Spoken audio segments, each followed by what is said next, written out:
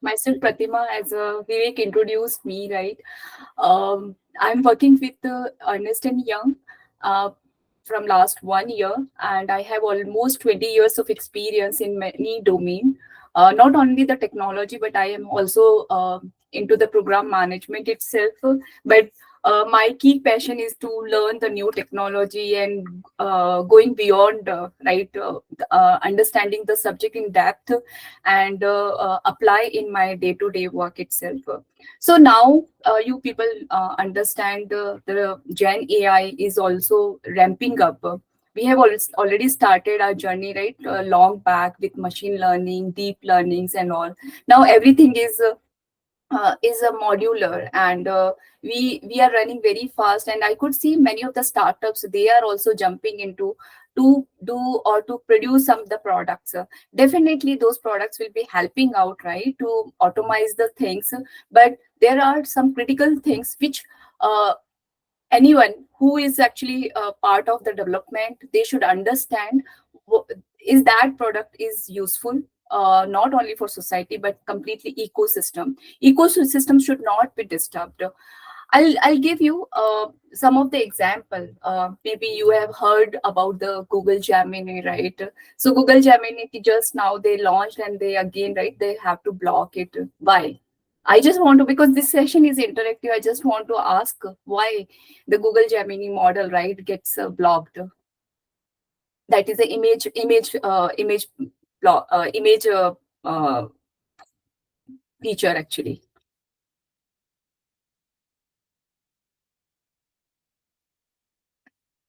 Okay, so no worries. I'll just talk about that Gemini image generating ability. So Gemini actually having the bias, and maybe many of the thinking, right, what exactly the bias is. Just we are actually in the human, we are using, if somebody is favoring somebody, right, it is a bias. But it's not like that, because AI actually, we human are building the AI, and we are actually giving the AI or any product the capability, right, to think as we are. So there are different AI actually. The structure is different, right? Narrow AI is different. We are actually trying to produce the product which are more generic and more intelligent as like us, right? So definitely, if the AI product is built by us, definitely there would be some bias. So just because of this ethical reason, this Google product, right, that gets blocked. It's not only the one case. You can see in the past also, Amazon also produced one of the recruitment tool, right, that is also having the bias. When the results was produced, the man selections of the resume was more higher. So many of the examples are there. So that is actually harming to society, harming to people, harming to harmonies, all are. So today's topic, which I just jump into the more focus on to ethical, it is a little bit theoretical, but it is very important to understand whenever you are entering into your AI product. It's not that you will be ending up your product and then you again check that your product is having the bias, or your product is having any type of ethical risk itself. It's not like that. It is a completely a journey just along with your product life cycle, right? You have to understand, okay, this type of the checks, right, you have to take care of in every steps. Okay, so now jumping into the main topic, before starting off the risk, I would like give you the idea what are the ethics. There are a certain frameworks and principles came up. It is a completely a deep study of the ethics itself in the emerging technology. And now the ethical study are more important because of a huge amount of that data are coming up, right? And from that data, we are actually leveraging that data and producing some of the use cases, and which are helping us, right, to automate the things. But definitely there are some principles which came up from those frameworks. So those are the major principles, which are the privacy, accountability, transparency and explainability, fairness and non-discrimination, safety and security. I'll just go through of this, these terminology so that you can correlate in your day-to-day life itself. So privacy is about actually whenever you are collecting or managing or protecting the data. So you have to ensure that whatever the international best practices and the standard, right, are adhering or not. If you are sharing any customer's data, it should not be exposed to anyone, right? If it is the private data, I'll more talk about the what are the private data or PII data. So those are the very important terms which one should understand whenever they are into this data world itself.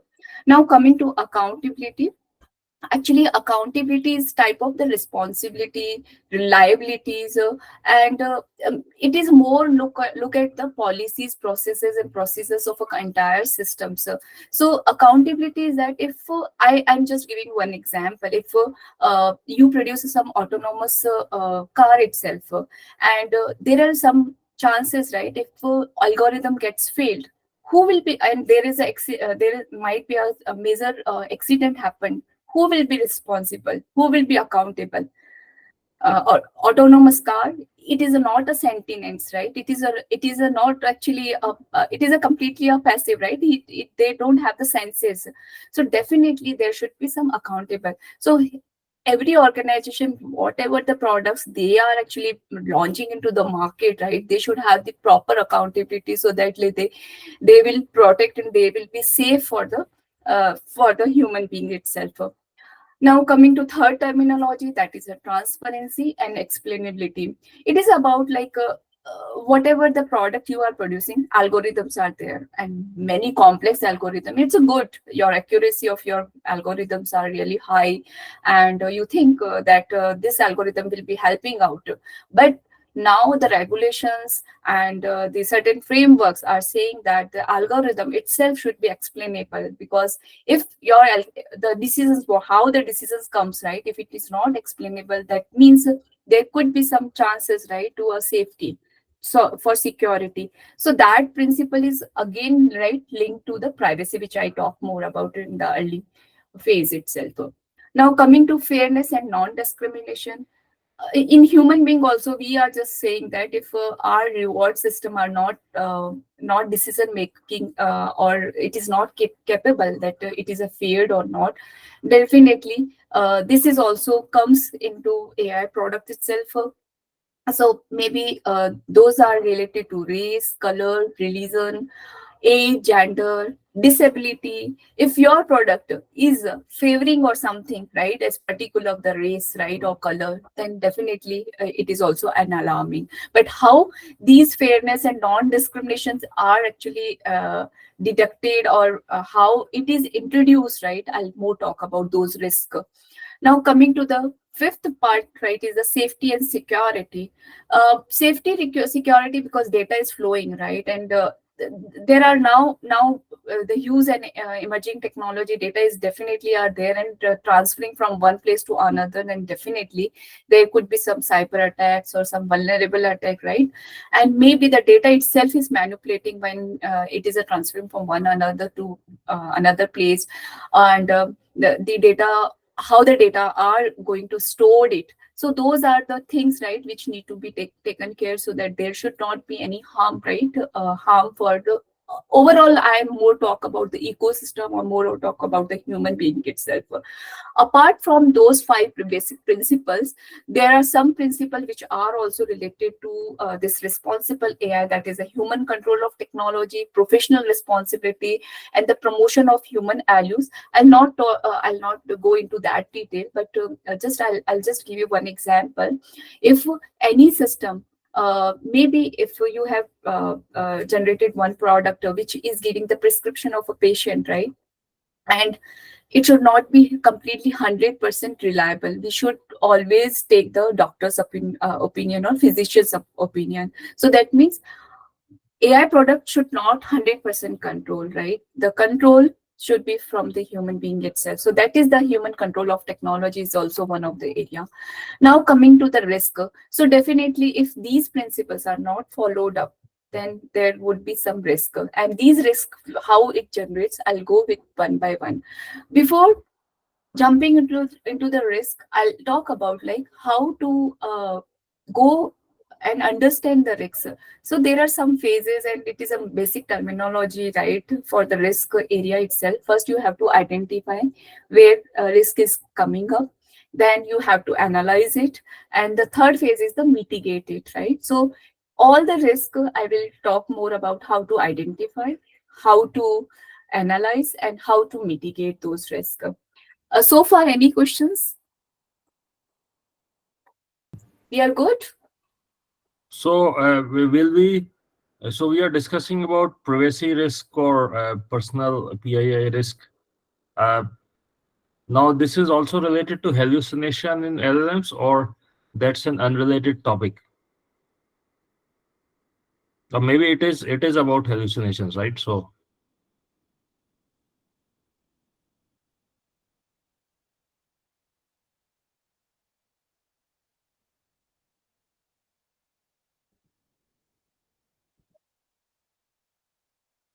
Pratima, are you there?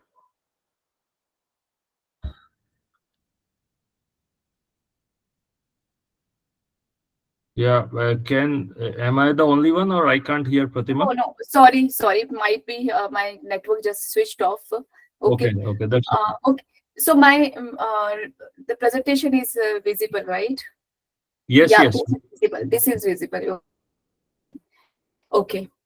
Yeah. So Vivek, you were saying something. I think we No, I was interrupted. saying whether this privacy and risk has to do with hallucination, right? So, Yeah. I mean, hallucination is one problem which can lead to, incorrect, Yes. responses. Correct? Okay. Yeah. So this, yeah, definitely. So we will go with the hallucination. That is a more actually deeper area, right? And particularly if we are focusing on the model itself, then we will talk more about that. Okay. I'll just go one by one. Maybe we'll discuss on that also. First of the PII data. So PII is the basic terminology that is a personal identifiable informations, and that is your could be your date of birth, your name, your gender, your again the other attributes, you're married or not married, again your region, right, where you born, or all those are the PII data, right? And from that data, right, you can see if most of the time, right, you can see nowadays, right, whenever you are downloading your applications, there are a lot of things which you are going to share it, but be mindful, because a lot of data which we already actually shared our personal data, right? And might be that data could be harmful in future. So be careful.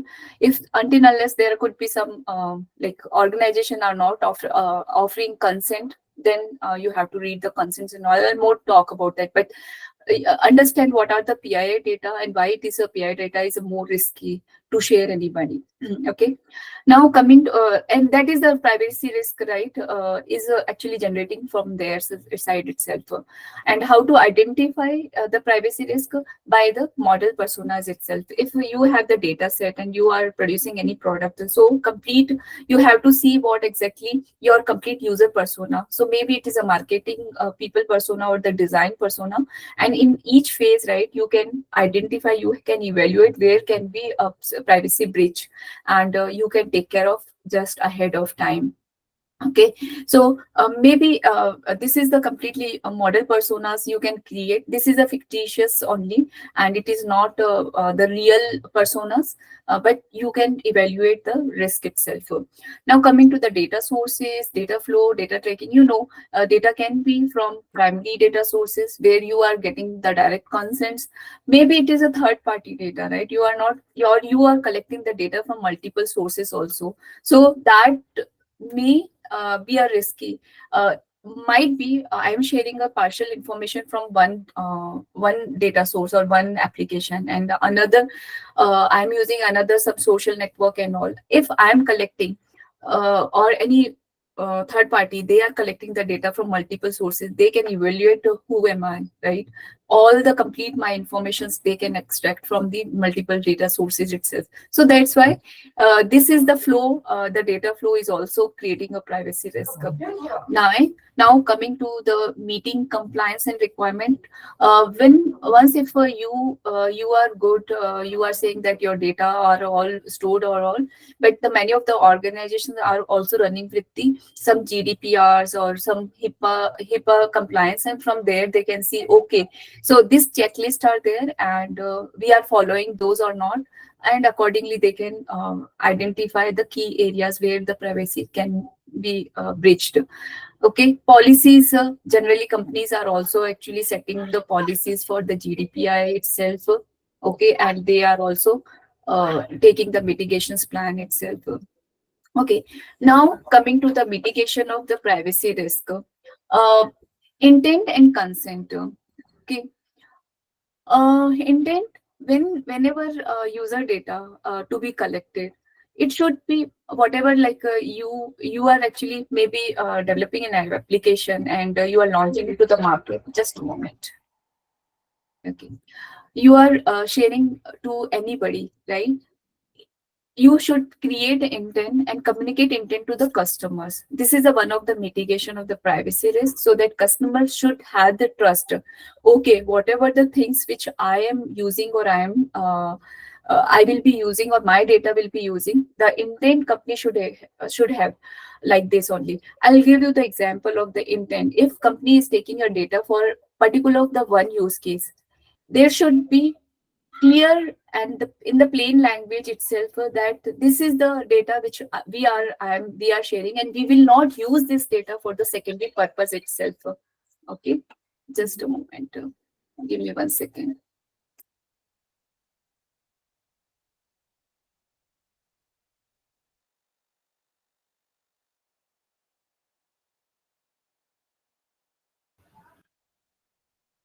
There was an article in the newspaper Mint today about you know the artists are filing lawsuits on AI companies because artists' data has been used for training AI models. So the law is also not clear how art has to be used. Okay, yeah, over to you, Pratima. Yeah, sure. That is actually, yeah, this is the thing, right? We already floated our data, and we were not aware about that, where this will be in the third purpose will be used it, right? So whenever we are creating, and this will be definitely a regulation, or also it is not like anybody is producing their product itself. There should be clear statement or clear intent also, and also the consent. So consent actually, maybe the consent, uh, many of the times what happen, I am also doing the same, right? If a consent form is coming up, right, we are not reading one by one, and we are just tick mark and click and opt it, right? So we should also read it and thoroughly. Earlier whatever done, because we were not so much of educated, right, where the data will go and all. Now this is the complete spread, right, of the privacy breach and all. We should always understand what are the consent which we are giving to use our data itself. Okay, and few mitigations plans are also like opt-in and opt-out the systems. Definitely opt-in system is good, because until unless you are not opting, you will like your all the check marks, right, will not be actually used it. So generally opt-in is good, but opt-out is that definitely few things are the basic things, and if you're not checking it, it is they will use without your consents also. Okay, and also the mitigation can be done, right? Minimize the private data collections. Might be that a possibility, no need, right, to get some educational background, or some maybe age is not needed for your application, no need to collect it data. So that is the one of the things which we can do, the mitigations. Now coming to the privacy, actually there are some tools and methods to mitigate the privacy risk. I have already given the few methods, right? But there are some certain things which we can do in our algorithm, in our data set itself. So that one is the anonymization. So anonymization is that whatever your private data, you can mask it completely, and then you can use it further for your model uh, processing or training of the data and all, right? You can use it.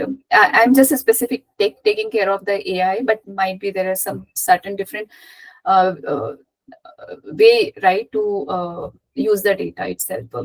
The second options which you can say that the method is the pseudonymizations or differential privacy. I'll give you the some sample of the differential privacy itself. So in pseudonymization here, right, you will be actually whatever your private data, you will be replacing with the some random data itself. So that is the pseudonymizations. And in the differential privacy, what happened, whatever your data set is there, it is a completely statistical tool. So you will be adding up noise, and your data like completely private, and you can infer whatever the results which you want, right? Only the specific those results will be given if you query to the data set itself. So it will not directly actually giving your like date of birth and all, but the specific queries will can be managed with this type of the privacy. Federal strategy actually, that is actually is a decentralized method of training models, and this is a good better wherever the data is actually coming from different form itself. And yeah, one of the homomorphic also one of the privacy which we can generate, and it is actually a good one. Why I'm saying, because homomorphic and encryption is the type of the data which you can actually use completely data with the encrypted form itself. Sometimes there are some the constraints are there when the data is encrypted in maybe anonymizations and those pseudonymizations, that can be actually we can reveal our privacy itself. But if you are using the homomorphic encryption, you can use the data as it is an encrypted form also. No need to decrypt it. Few tools which are available, some of the Python libraries, Google libraries like PyDP, that is a differential privacy that can be used. But you just think on what are your uses, and accordingly you just select what the tool will be the best one. Okay. So much I have covered the privacy risk. One of the demo which I'll cover this for the differential privacy. Okay, first we should understand what exactly the differential privacy. I talk more about like anonymization, pseudonymization. There are some constraints, but in the differential privacy, what happened? Whenever your data, so it is a completely statistical noise. You will be adding up your own data, and the statistical noise. Generally, it is prefer the Laplacians. You can see the graph of the Laplacians, and you can control the privacy budget. So privacy budget is actually, you can see that this formula, right? 1 upon 2b exponential of x minus mu and divide by b. So b is a controllable, and epsilon is the inverse of b. Okay. So as your epsilon is low, your privacy is also lower side, right? And if it is, you are increasing your epsilon's value, and your privacy value will be higher side also. Okay. But here you have to compromise your accuracy. So this is a trade-off of your privacy and the accuracy.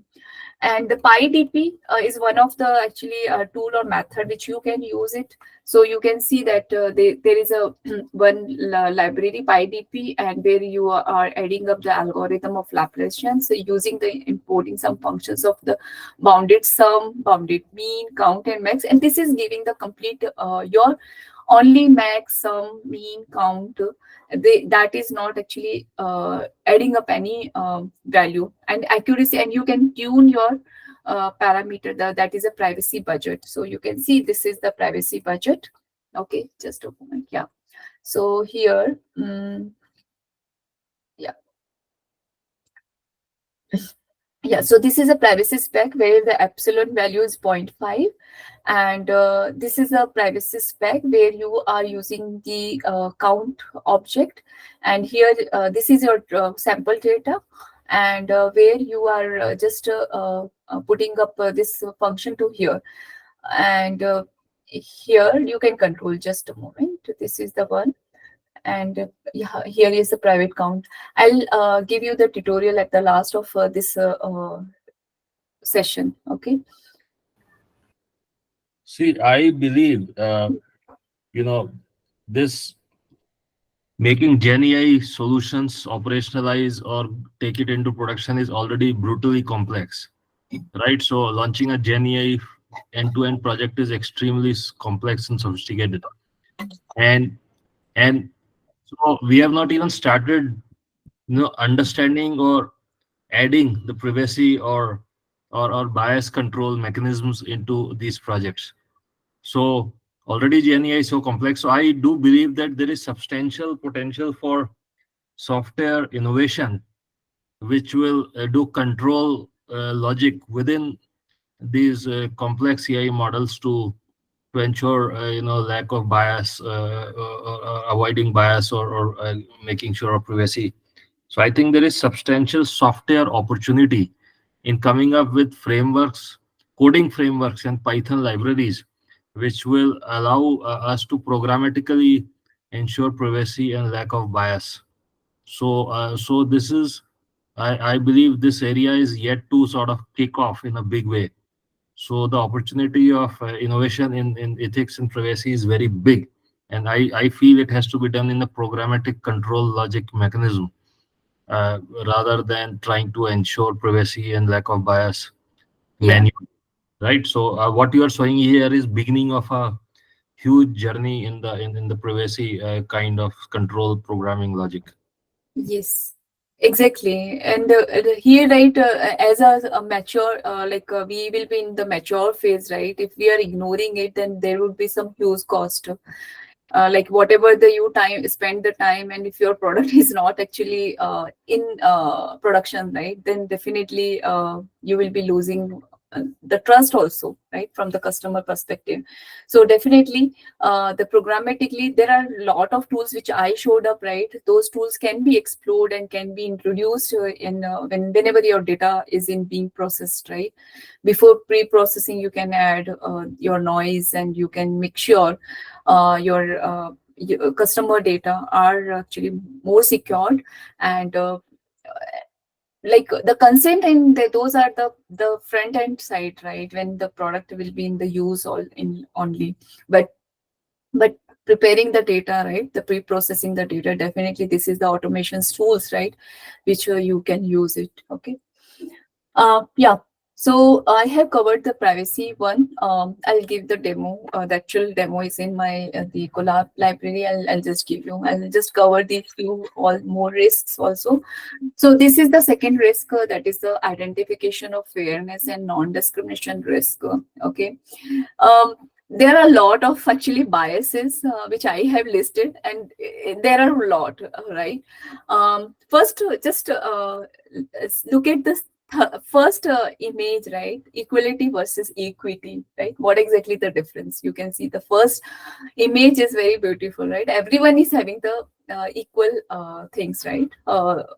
They are, but even though they are having the equal support, but the smaller one, right, the kid is not able to see the match, right?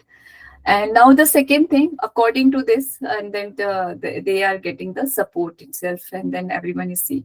Now coming to third part is very important, right? It is a system. Yeah, you are actually making the fencing like that. Everyone will be able to watch the complete match itself.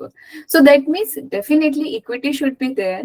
Our system should be equitable for all type of the gender, all type of the population itself. But if you are controlling your system itself, right, it is very difficult. In the data world, I can say that it is a different topic. But if we say in complete demography itself, right, making the system and change the system, it's a difficult, right? But here lot of DIA, you can say the diversity, inclusion, and equities are going on, right, so that everyone will be having the equitable things, and they will be having the equal opportunity itself. So this is the generation of the bias actually, because this type of the such of the things, right, you are taking up in your data sets, definitely that will be the introductions of your bias itself. The right side of the diagram is beautifully, I in the my previous webinar itself I showed up, right, how the biases add up. Just you are actually creating your machine learning model, and your data set is particular of the regional specific itself.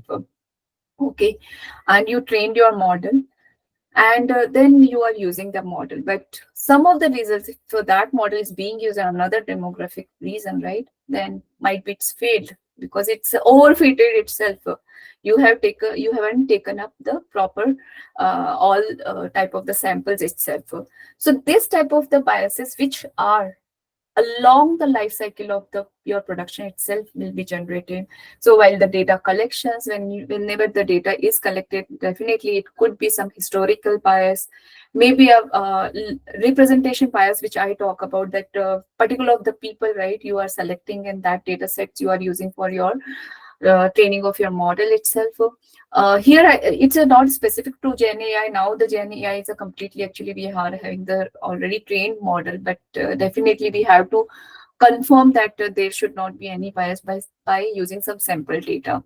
Okay, and whenever you are providing or training the data, right, how you are training the data, maybe you are training the data with the same sample data set, that is the overfitting or some reinforced biasing you will be introducing.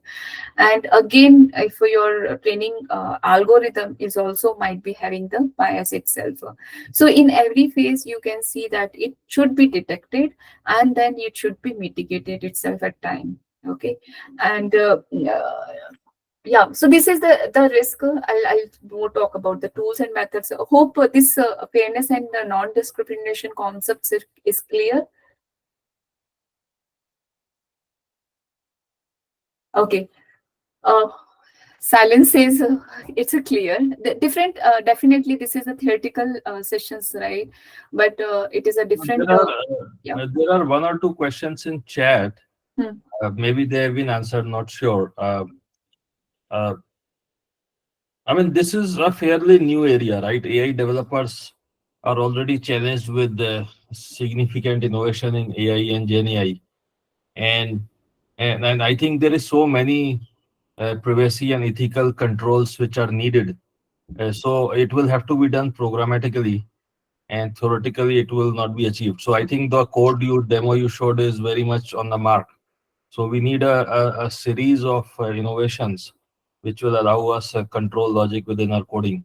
You can check the Google messages here. I think there were one or two open questions. Maybe they have been answered, not sure.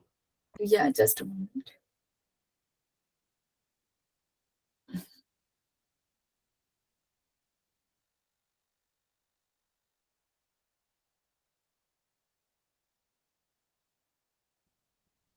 Yeah, I think this is the answer, right? How we have to implement it. So definitely it is a tools and automations are needed, but before this thing, there are some framework, right? You need to follow some regulatory or compliance, right? And you can just maybe not the compliance, I can say the standards, some NIST framework where the risk, all those are pointers are there, right? Then accordingly you can think where the automation or the tool in your model you can use it, where the manual interventions are needed, accordingly you take the decisions. Okay, yeah, I think we answered on that. Okay,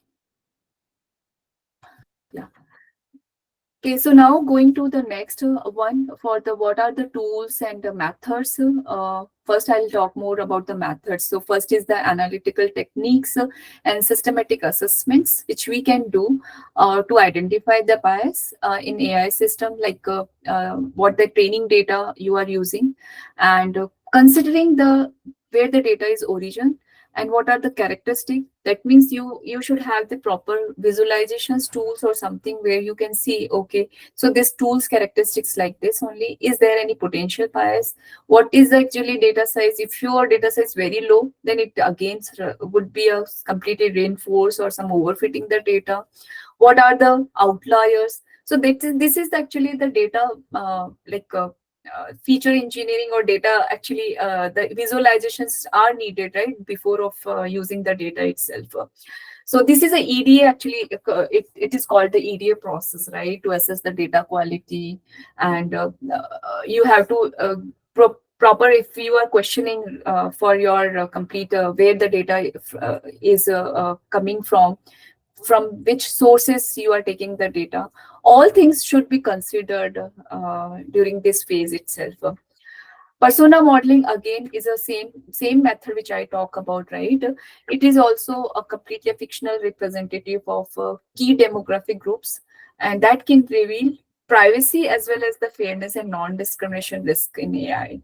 If your AI model consistently favor or overlook certain personas, so it can expose potential biases or deficiency in data or disproportionate your representation, or that will actually spotlight your issues with the AI fairness. Okay, some of the identifications and the methods is the training and testing your AI models that are generally actually should understand what exactly the context is for this one. It can carry biases intrinsic to the source data and environment. So you have to regularly actually analyze the model's behavior with diverse environments that can actually help out, right, what exactly the biases are, and also give the complete picture of your data sets or complete your model set itself. And again, this is the inclusive design in AI development, which we can consider diverse factors of human existence, leads to improved fairness and minimize the bias. And this involves recognizing exclusion, designing for uncommon needs, learning from diversity, acknowledging subtle biases. And using the customer input is also one of the things which you can see that what are the private data, what are the human they are actually giving the inputs. Those are actually the risk mitigations which we can do by those. And steep fee is also one of the method is can be helping out to detect the bias, which is completely covering the complete globe, I can say, the ecosystem, social, technological, economical, environment, political, and values. This is a completely a deep analysis of your data sets and your model itself. Radioactive data tracing. This is the one of the automation tool where generally it is used for the CNN models itself. In your image, you are adding up some of the feature which will not be impacting your performance, and that is a completely a tracing where the data is coming from. From there, you can see that there is no issue. So you can analyze in the later stage itself. One of the tool, bias and safety bounties. Maybe you have heard, right? Many of the companies they have the bug bounties. That means if you identify any bugs in in their applications, you will be rewarded. The similarly, the Facebook or OpenAI, right? They have started identifying the bug bounties. So bias bounties, sorry, bias and safety bounties. So what happened? You just use their tool or something, the tools, right? And if you find any bias, you can claim, and you can also part of their discussions and the reward system itself. Okay. And some of the things which we can mitigate for the bias is definitely user testing. When your product is ready, you perform your testing in different demographic area itself, so that you can identify, okay, your model, your product are working fine, and the results are consistent. It is not against your results itself. Some of the fairness tools which I have already shown up, like AI Fairness 360. This is the IPM tool. That is a open source, and it is a free of cost. You can use it. Sharp, Lime, that is explainable AI. That is also some of the tools which are used. And one of the Equitas, the last webinar, I gave the explanations, complete the Equitas using one of the case studies of the Cosmos Compass data set. So that you can use it. Many of the help GitHubs are there, so you can easily understand. Okay. Yes. So yeah, going next for this one, strategy, right? What exactly you can add the strategy, because every strategy will not work with your data set. It all depends upon your use case. So just below there is a fairness tree model. Actually, this is deciding factor what the metrics you need to use it to control your fairness and non-discrimination. Okay, so if your use case is like your business problem which requires to address disparate representation or disparate errors in your ML model. So I can give you one of the example. If one loan company is actually giving the approving the loan, and there are certain application from male side and some applicant from the female side. If female like male are getting more approval as compared to the female, so that there could be some actually issue with the fairness also, some biasing was also. So definitely it is coming to the proportionate or representation. So this is the one some terminology or some metrics which somebody wants to understand what exactly the metrics are used.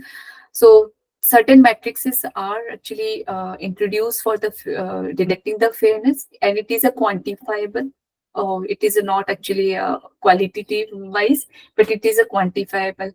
So you can see that proportional that set of example which I gave for the loan approval, right? Male and female discrepancies are there.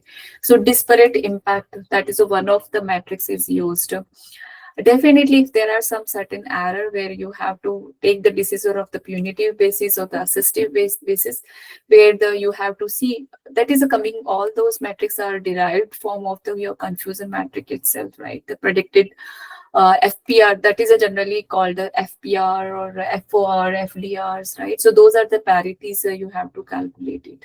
Now coming to the complete strategy or mitigation strategy. So first you have to understand for your problem statement, the fairness is applicable or not, and accordingly you take the decisions. And if your feature, so there are some certain actually the methods which you have to use it. If your features are protected features for your model development, then definitely there could be some bias, and if it is not, then you have to do the ARL, that is adversarial reinforced learning. And then you select the bias according to your use case. This is the pre-processing in processing, that is a simple method of your like for creating your model itself. And then you have to apply your bias this strategy, mitigation strategy. If this mitigation strategy is good, that means your matrix, whatever your matrix is acceptable range, then you can go ahead, you can deploy this complete model. Otherwise you have to change your strategy itself.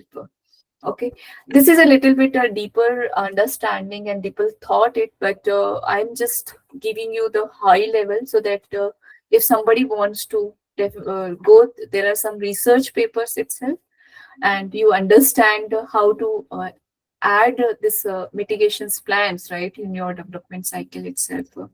So far, any questions? Yeah, Pratima, can you share those research papers maybe later?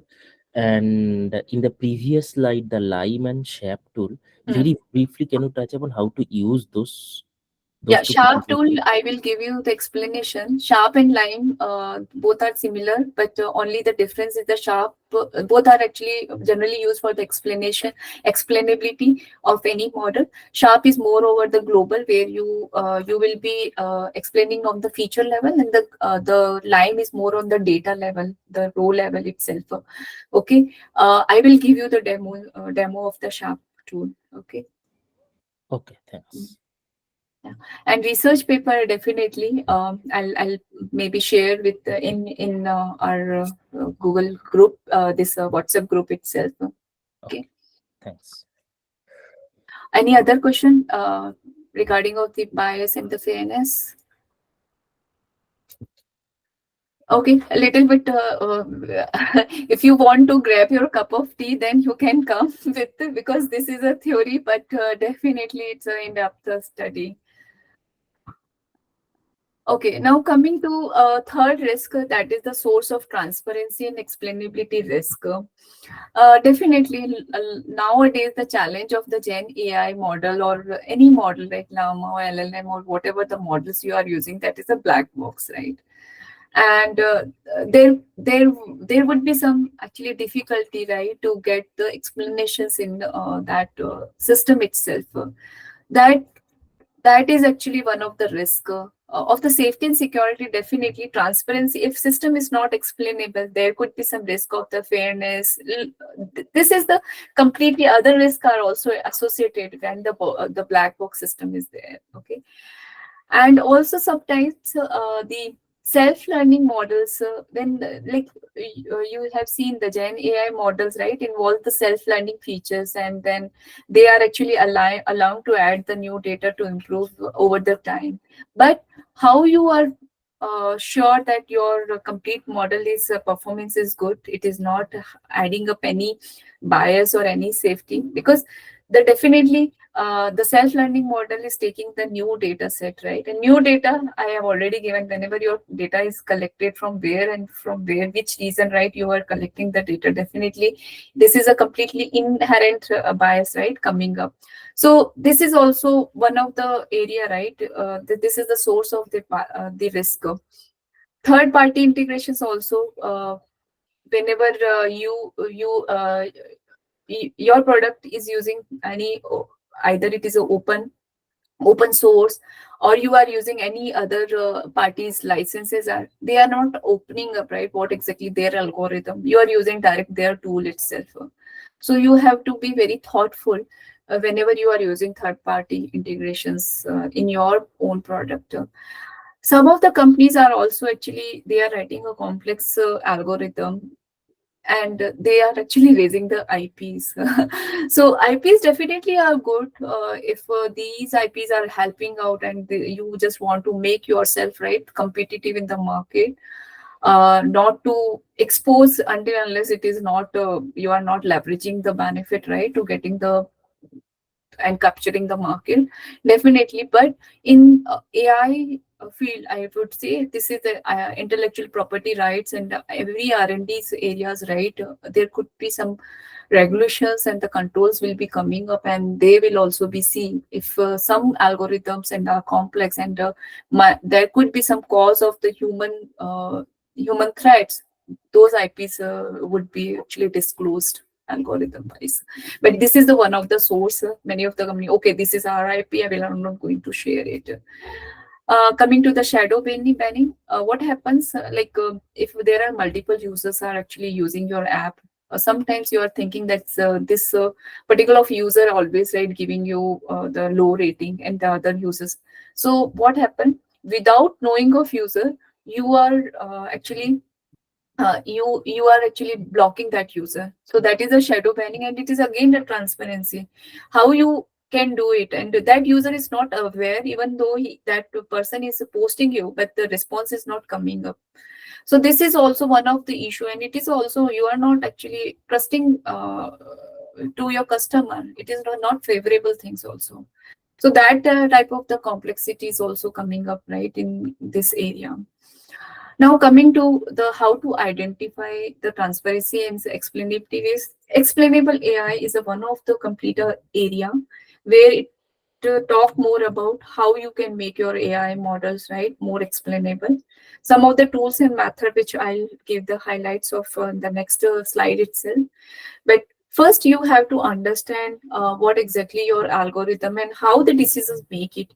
Maybe you can create some flow diagram, and it generally actually companies also big companies, whoever is into the AI and jumping into AI, right, they are creating some design document itself, and where the all the complete flow of your decisions are documented, so that and also verified. Okay, so this document says like this, and your model like this says this is, so the validation also done with the different scenarios itself, so that it will be very transparent what the decisions comes up. Because all the AI products are not actually necessary, right, it is a good for human, and might be it is causing some harm to the society. So that actually decisions should come up from those explainable AI itself. Okay, yeah. These are the actually methods, tools, and the uses. Lime and Sharp, which I have already talked about, right? It is interpretable. I'll talk more about the interpretations, right? If your model, you have developed any model, right? And if you are not able to interpret that model, then it will be very difficult because it is a black box. So some of the interpretation tools are there, and definitely you should have that skill set to interpret your machine learning model. Once your model is ready, your all the uh, accuracy, all are the statistics are available, but how you are interpreting them, how you are evaluating them, it is a one of the skill, right? It is necessary. It is not your model is going to take to give that accuracy of 90%, 95%. You are happy. I don't give you the complete 100% that your model, because you have to think about that. Are your model doesn't have any risk, ethical risk? That is one of the area which you have to take it up. Okay, so some of the what if tool is also one of the Google tool, and that is a completely decision making, how your decision comes up, right? It is giving the complete visualizations of your model itself.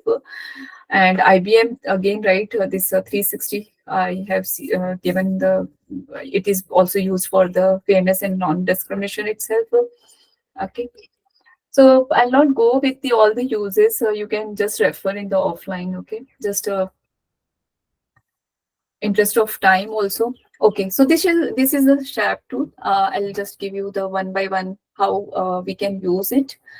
Definitely, Sharp tutorials are also available, and big helping documents are available, so you can easily use it, and you can just plug and play by using those library. This is the method, right? The Sharp dot explainer, where the model is the your trained model itself. So you can use it, and you can use with your data, and it will compute the Sharp value. So Sharp value, exactly what it does. So Sharp value is giving you the interpretability of your features. So what exactly importance of your feature, particular one by one feature. So if there is one of the example, I'll show you. Maybe just a moment. Yeah.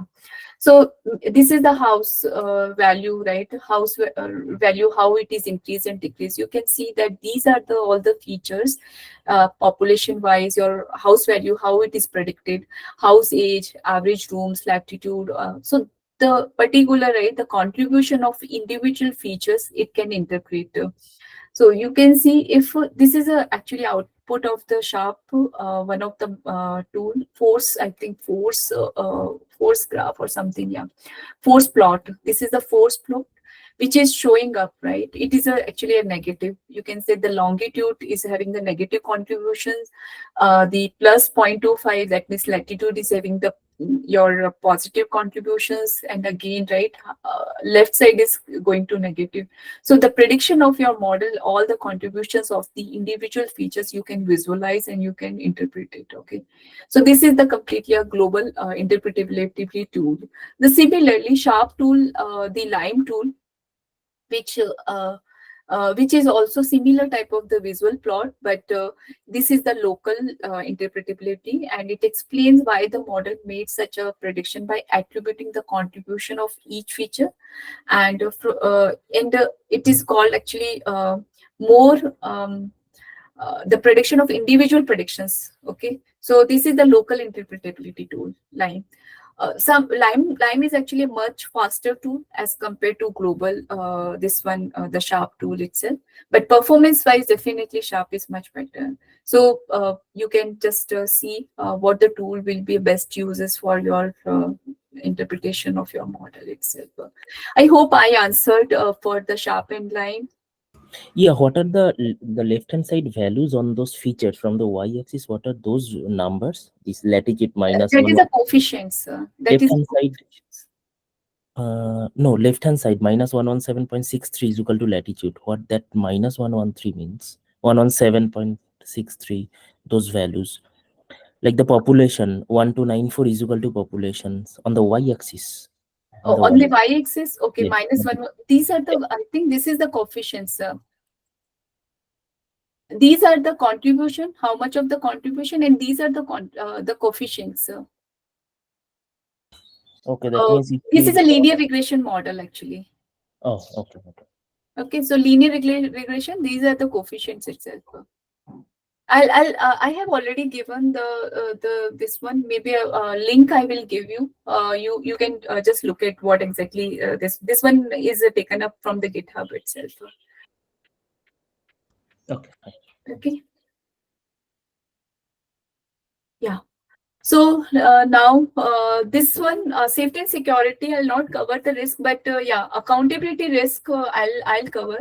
So far, 3 risks I have already covered. The fourth one is the accountability risk. First, you have to identify what are the sources of accountability risk. Third party, definitely. I have already talked about it. That if you are using any third party components and in future, if there is some maleficence, right, and it is harming to your customer or harming your patient, who will be responsible?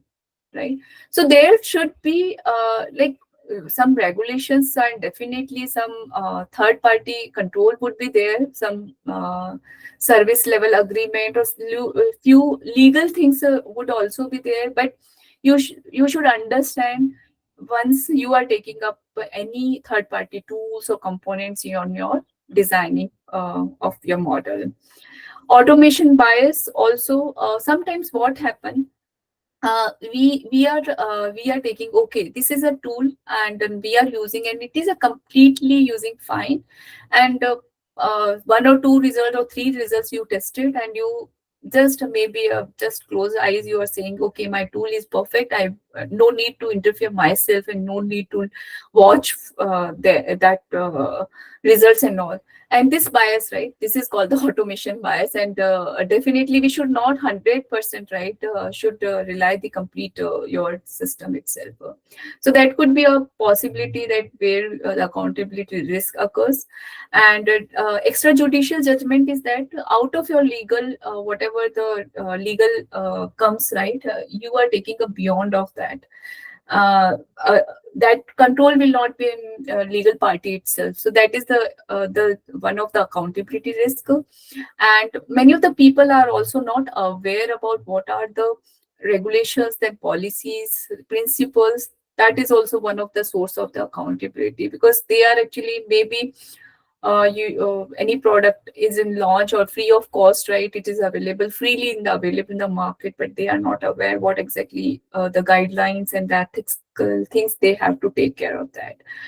Okay, so for identification of the accountability risk, definitely you have to recognize the black box algorithm, how the decisions come and who will be responsible, what will be the governance structure.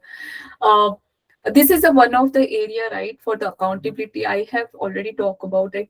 The accountability risk moreover of the product processes, tools, policies, and many of the big organizations, they have set up the ethical boards where all type of the stakeholders, maybe a designer, maybe a regulatories, some of the customers, all will be the part of that ethical boards, and they will be actually setting up all the procedures and the policies which are actually clear, crystal clear, who will be responsible.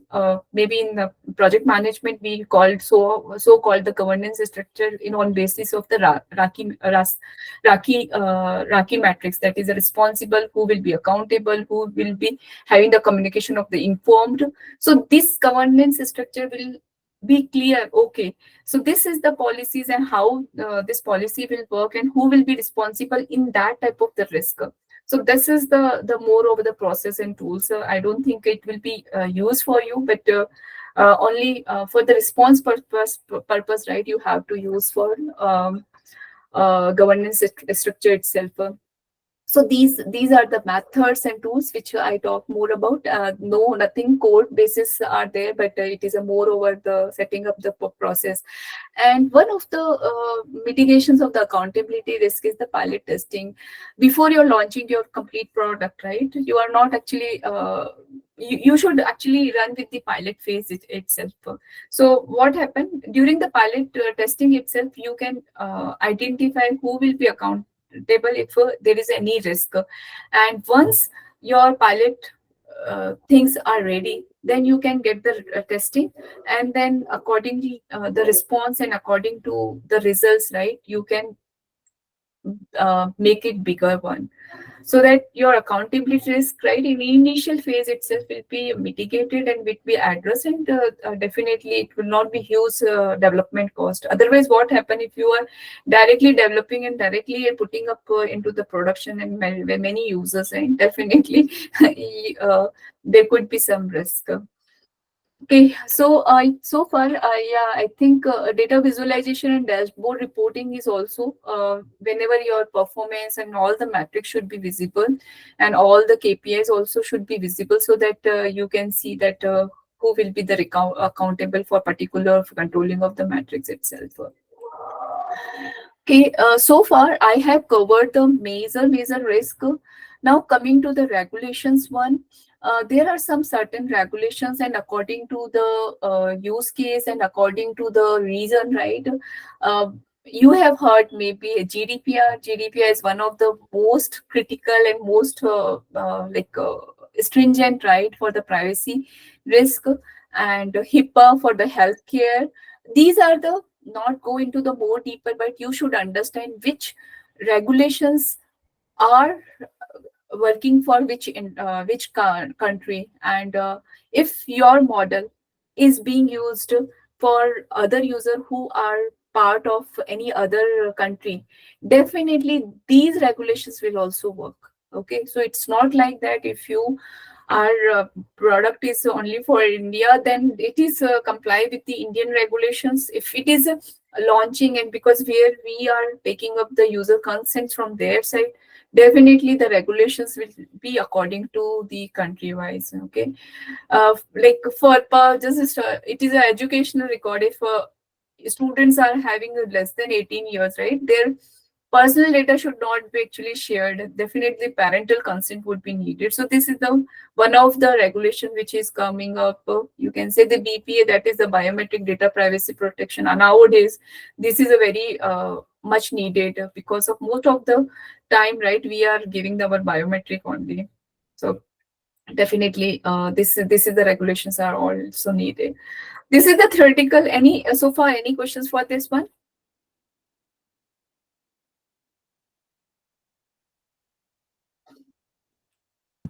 Okay, so this is the high level actually standards where we can. I think some of you people asked, right, how you can do. Maybe you can just read these standards, and these standards clarify about the process, and about the complete things that should be done or not to be done, so that whenever you your product or anything, right, you are launching into the market, before things you can evaluate how much of the standards you are following up. And if there is some critical things, definitely at the lower level we can't comply the complete all the standards. Maybe few things which we can get to know early stage, and we can fix it right in early stage itself. NIST are actually they are having a lot of reference materials and all that can also be used, and also NIST is actually giving the all the reference material with the more details. So many of the AI research scientists, they whenever they are actually launching or they are using this one, they are taking the reference of the NIST. It depends upon your application to application. Accordingly, you select your standards. Okay, so now it is an interactive sessions. Then I will be showing up some of the demo. First, if you all are attentive, right, then first question is the which of the following describes the technique of homomorphic encryption?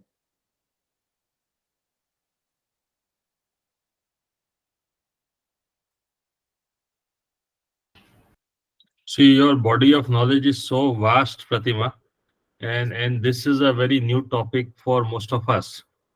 So we literally need a course in this actually. So, because I think you have done some truly remarkable and extensive work, maybe as part of your employer. But yes, this is something which our community is not so accustomed to. So we literally could use a course. So if some folks can answer this, great. So anybody?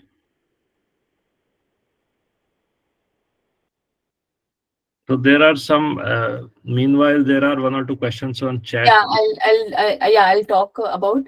Yeah, so definitely, what is a shadow banning? So shadow banning is that, like, when the users are using any application, right, and the owner, they don't want to, and they are actually blocking that user. Particular, might be there could be some reason, right, and user is not aware about that they have been banned, and even though they are posting the messages, but the response will not be coming up. Okay, so this is the called shadow banning. Many of the I have given the ratings, right? If somebody is giving the poor rating, so might be those users can be banned also. So that is actually depends upon what exactly the company respond. Okay, and what kind of cryptography do you use here? Actually, all depends upon to application.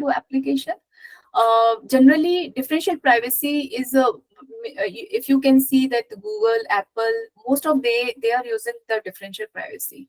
So that, like, because here wherever your inference of your data, right, are not needed the direct query, that what is your date of birth, right?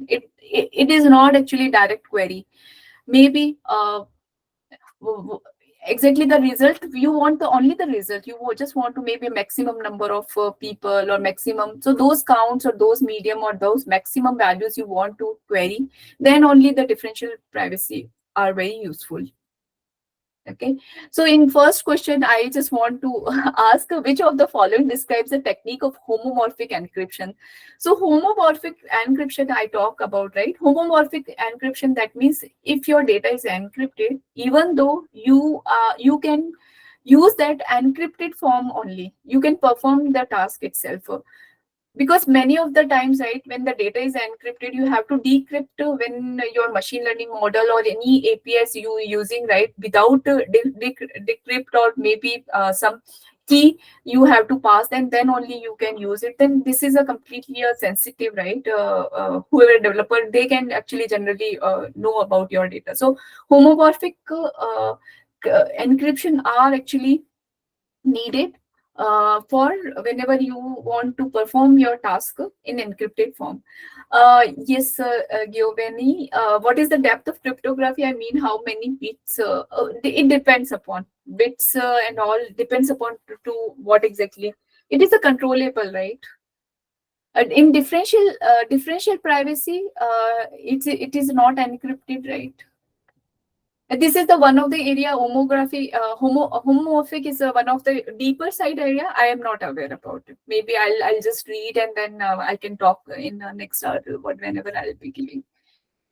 Okay, yeah, you can use MD5 and SHA. Okay, I think yeah, Partha Pratim, he has given the answer. 512 bits of algo. Okay. Yeah, next question is very easy question. Which of the following are prerequisite for high-level digital security and trust mechanism? Quickly, come up, please. You can also unmute, and then you can answer it. Authorization and authentication. Very good. Well done. Okay, so next question is, which of the following is an effort to turn black box AI model into model whose decisions are easier to understand?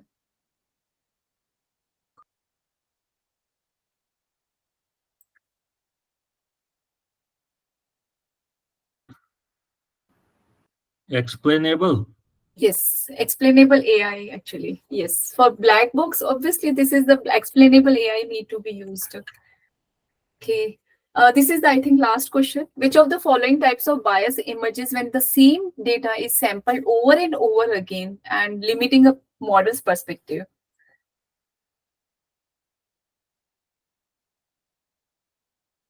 Implicit bias.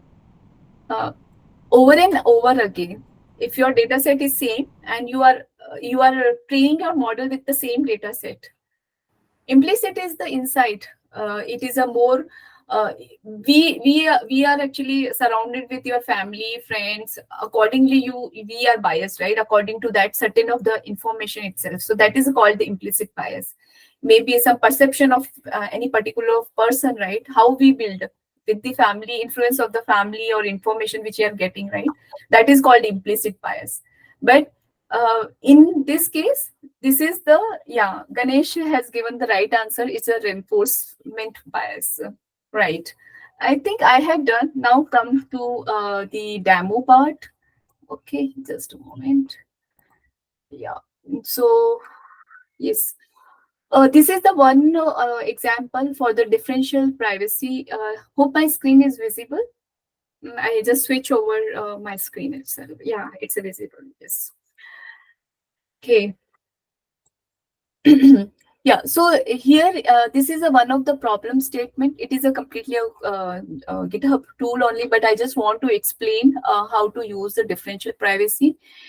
This is the statement is the zoo animal. That is a 182 animals, and they are actually the data set. What is that how many carrots are consumed by individual animal? Okay, and here actually if we directly using the data that we just want to get the total consumption of the carrots or maximum consumption of the carrot or average of the carrot, these are the basic queries we want.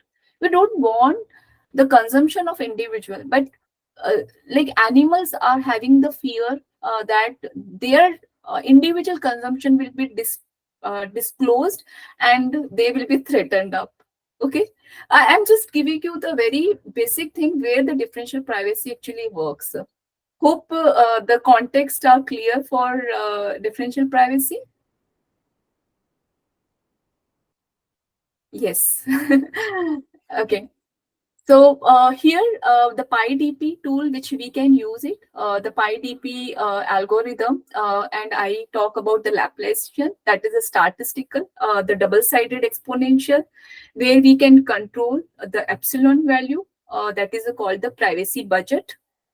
Okay, these are the terms which are used in the differential privacy, privacy budget or privacy loss, and how we can control it. So the initial code of data is just calling the algorithm of Laplacian, where the function is the bounded sum, bounded mean, count, and maximum of the data set.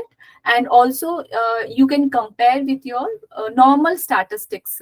Okay, there could be whenever you are adding up the privacy budget, your epsilon value, definitely the result will be different. I have already talked about the differential privacy. If there is a trade-off accuracy and your privacy exposure of the privacy or probability of your risk, right?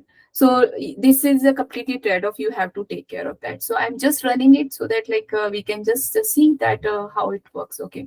Now coming to data. So the first 5 data which I have taken up from there. Okay. So you can see the first 5 animals. Those are the data, the consumption of the carrot and the animal, and per animal privacy. So without applying differential privacy, so what are the mean value? How many of the carrot being eaten? Maybe increase the font a tad. Yeah, sure. Okay. Hope now. Yeah, Okay. So bit yeah, I'll just repeat bit it. Yeah, bit more. yeah, sure. So maybe my the second system, right, resolution gets lower. Now it's clear. Yeah, Hope. yeah, yeah. Yeah. Okay, so I have talked about only the importing of the PyDP library and what the functions need to be used, bound sum, bounded mean, count, and maximum of that data. Okay, and using the Laplacians. things, and also I'm importing the statistics because of just comparing of the differential and non-differential privacy. And the top 5 data from the data set itself is CSV file, what the animal, how many consumption of the carrot, so those are also showing up. And here is the per animal privacy. So here, first, it is a just explanation of the per animal privacy. So you can calculate without applying the differential privacy, where statistics actually this function is actually made it, and how many of the carrot eaten, and you can see and yeah, this is the one function, and the other function is the differential privacy, where private mean, where you are passing the privacy budget. This is a control which we can do. Okay, and bounded mean is the thing which we can use from the this PyDP library itself, where privacy budget parameter is passed, and the 0 to 1 is the privacy budget range, and the 100 is the total amount of the data, right? You are using it, the Laplacian, how many of the data samples will be added, right? So that is the one. And then now coming to this one, I'm running it so that the again results you will be getting up. So here is the privacy. That is a completely simple statistic. You can see the 53, and the private mean is this 54, because here the privacy budget which we have passed the 0.8, so we can control here. If I just reduce this one, so you can see the result will be more different, right? Okay, so if I just pass one, so definitely if no privacy, I think this is the, yeah, 54. Okay, if I just pass 0, 1, let's see. Okay, so 0 is not working. Okay, so 0.1, let's see. Yeah, 51. Okay. So you can just see what the level of the privacy you want and what the accuracy you want. So I again actually reiterating this is a completely a trade-off.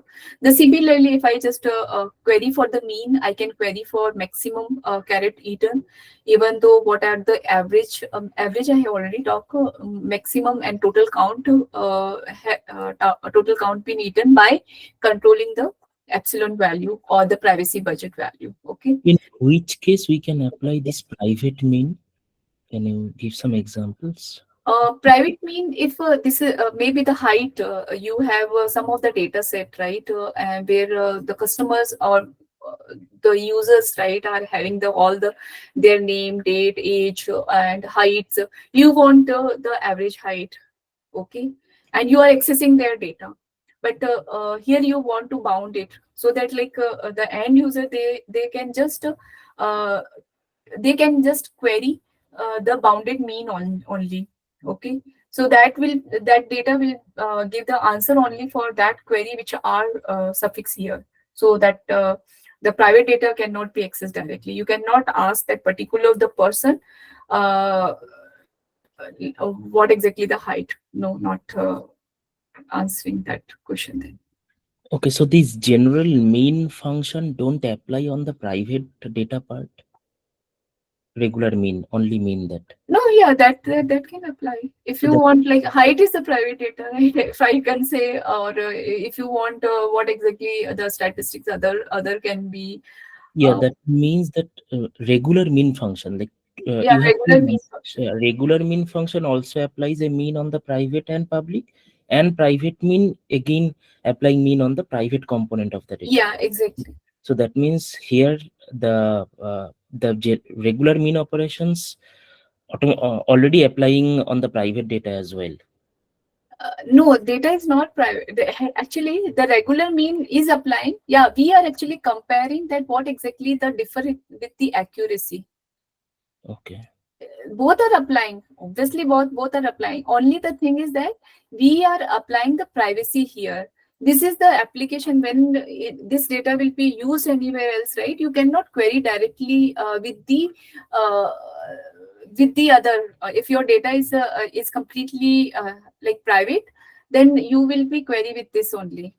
Okay, I'll give you some share some of the link or something so that it will be easy to understand, more explainable with the more use cases. This is the one of the example I have taken up, but Okay. for more reference, right, you can explore it. This is the one of the privacy one you can explore.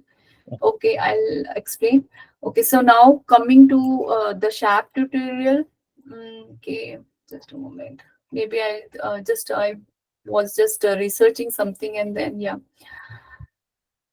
Yes, so Sharp, it is also one of the Python library. You can use it, and from the sklearn, you can your first of all you you should be ready with your model itself. Okay, why this issue is coming? Maybe I need to install the Sharp.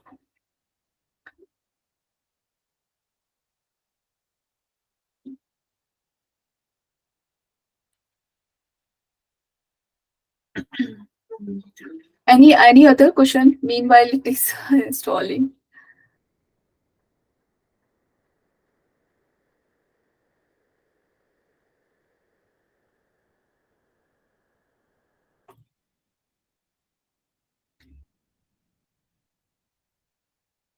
Uh, Partha, you have the question of temporal bias, right? Temporal bias here, definitely it is a time. Within the time, right, the data would be different.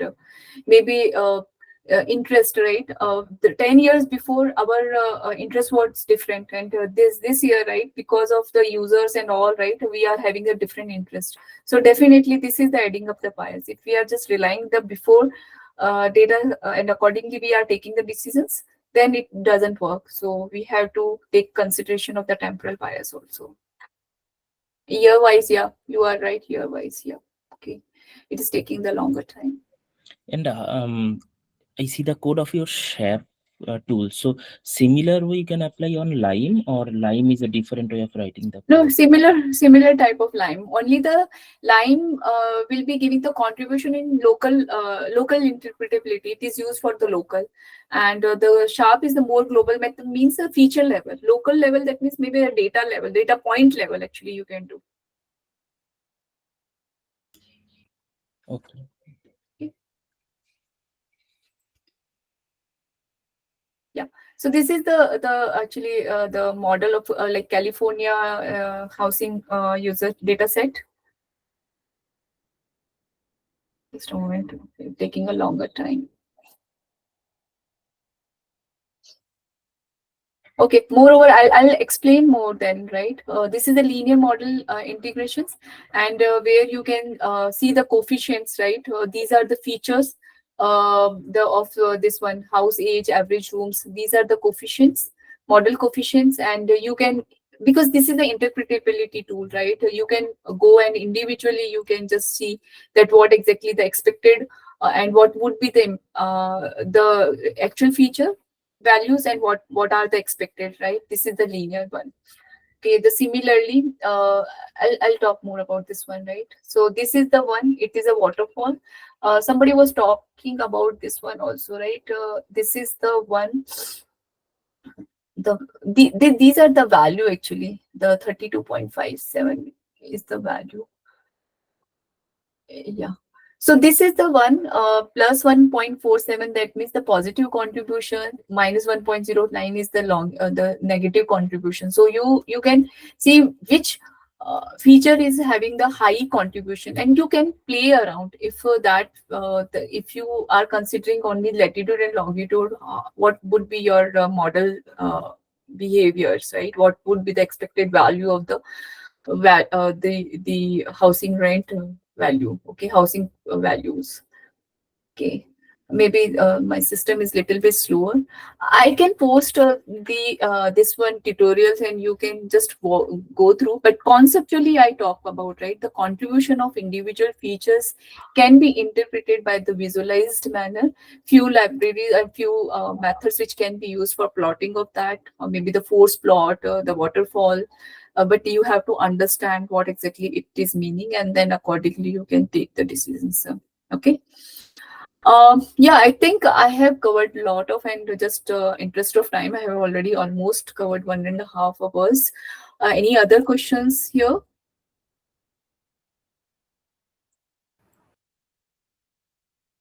So yeah, is that the end of it, Pratima? Yeah, Vivek. So yeah, I'm just concluding it, right? This is the responsible AI, and I think ethical engineer, ethical AI field is a separate one. You people should also understand individual terms and topics, so that like uh, whenever you are working in the AI world, you should have that mindset actually. Excellent. So yeah, I think definitely you have done a lot of research in this, which shows. And as I said, you should definitely consider a course creation activity, because most people, ignore this when they're struggling with AI itself. But I can see there are a lot of programming artifacts and tools which are assisting this area now. Yeah, let's talk about more content and webinar in this space. Audience, any final questions for Pratima here?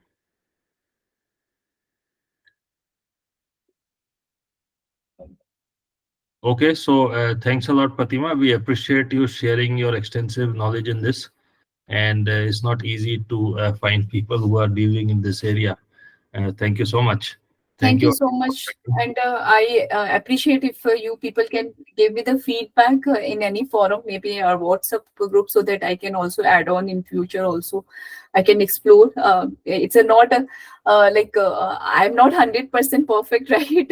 I'm into the learning phase itself and like exploring it. Yeah. And whatever my understanding, I am presenting it. Okay. Yeah, please share that GitHub link. Ashraf is asking. Sure. So you can put it either here or in the. Yeah, I'll put it in WhatsApp group. Sure. Ashraf is a part of the WhatsApp group. I hope he I should mean, have. we have many groups, so if you share in one of the groups, I'll spread it to other groups as well. Sure, that would be great. Yeah. Okay. Okay. Okay, any Thank final you. comments? Yeah, thank you all. Thanks a Thanks. lot. Yeah. Thanks.